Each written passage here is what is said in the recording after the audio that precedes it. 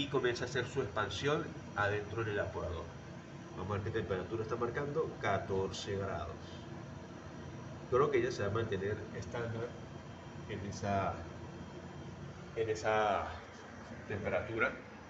Y aquí tenemos nuestro valor de presión y las temperaturas que están marcando ahorita. Fíjense algo, fíjense qué interesante es esto. Aquí tenemos la temperatura en el filtro. Recordemos que estamos viendo la temperatura a la salida del condensador. Después del condensador viene el filtro y el filtro sale al capilar. Teóricamente, obviamente, aquí tenemos una caída de presión y la temperatura. La temperatura que debería ser la misma o muy parecida en esta superficie porque viene justamente inmediatamente a la salida del condensador. Entonces, a la salida del condensador nos da 35.5 y luego entra el capilar al intercambiador de calor y a la salida del intercambiador estamos registrando 14 grados. Es decir, estamos logrando bajar la temperatura más, estamos mejorando el subenfriamiento. Nos venimos entre 10 y 20, aquí tengo 15, 14 justamente aquí en este punto, ¿sí? Lanzo mi vertical. Yo sé que la línea de temperatura tiene ese comportamiento vertical hacia arriba. Y fíjense algo, aquí tengo el segundo punto. Miren todo lo que logramos ganar de subenfriamiento con el intercambiador de calor que hicimos aquí. Ahorita les voy a mostrar algo. Vamos a unir estos dos puntos nuevamente, ¿sí? Y entonces aquí tengo, unimos. Entonces, aquí tengo ya un subenfriamiento a la salida del condensador y ganamos esta otra cantidad de subenfriamiento con el intercambiador que nosotros hicimos.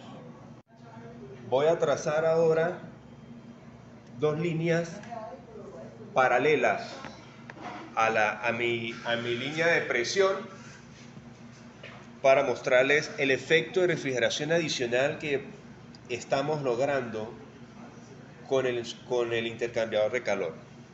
Aquí voy a lanzar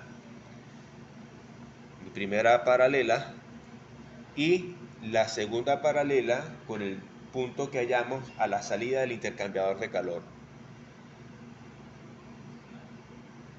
Ok, tengo un punto y otro punto aquí. Fíjense algo, fíjense la importancia. Si nosotros, a ver, ok, si nosotros a la salida del condensador inmediatamente hubiésemos lanzado el capilar al evaporador, tenemos esta ganancia, tenemos este espacio de refrigeración. Estaríamos aprovechando en el evaporador esta cantidad de energía. Pero al aumentar el subenfriamiento con el intercambiador de calor, fíjense que hemos ganado este adicional de energía. ¿Qué quiere decir esto? Que en este punto yo tengo aproximadamente, si nosotros evaluamos las líneas de calidad, tengo aproximadamente, aquí, me vengo para acá, tengo 0.3.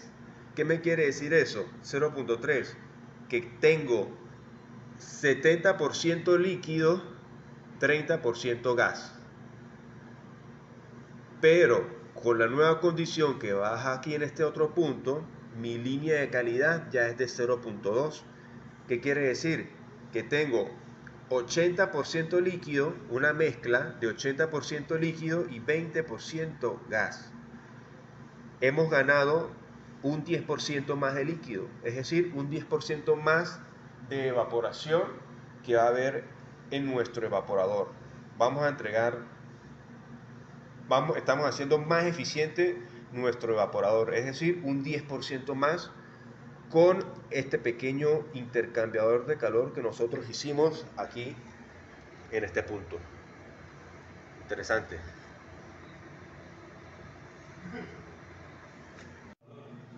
Ok, ahora ya tenemos este punto donde esta línea es la línea donde ocurre la línea del capilar, donde hay la caída de presión entre alta y baja. Justamente aquí en este punto tenemos la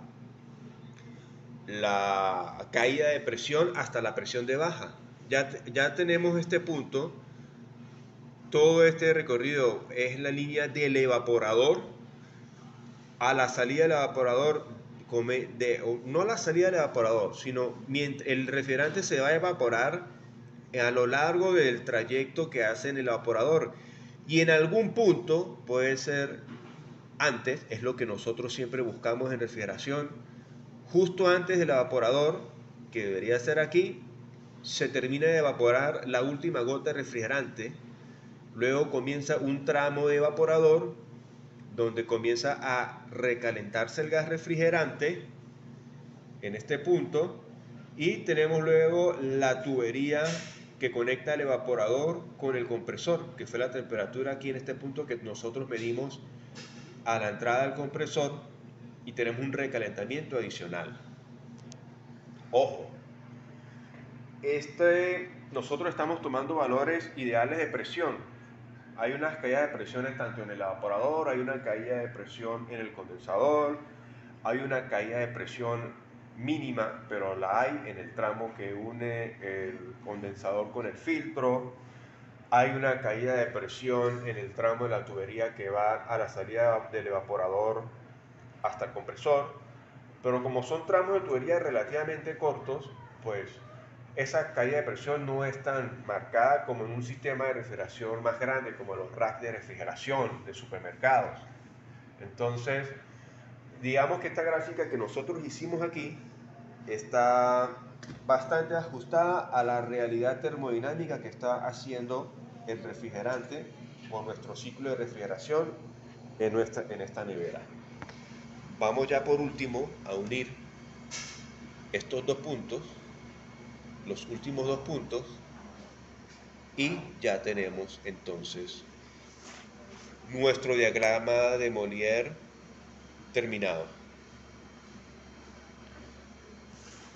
Entonces, resumiendo, tenemos el trabajo del compresor, un recalentamiento relativamente elevado. Ese recalentamiento pues también se va a agudizar con el intercambiador que nosotros colocamos, pero a la salida, en la descarga, estamos teniendo una temperatura manejable entre 50 y 60, como 56 grados. Es una temperatura de descarga manejable que no va a permitir tampoco que el aceite en el compresor se nos degrade. Es una temperatura ajustada a los parámetros.